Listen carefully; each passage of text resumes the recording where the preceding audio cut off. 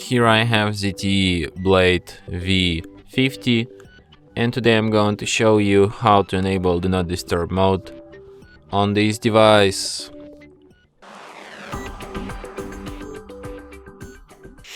So firstly you should go to the upper bar, and here you can find the button. No Do Not Disturb button. Well, then you have to go to settings, then you go to the sound and vibration, and here you can find Do Not Disturb. So here you can switch it, here you can set up a schedule for it. Here you can also add exceptions to it, like you can allow messages from someone, you can allow calls, and there's also an option repeat callers. So yeah, and that's it. Thanks for watching.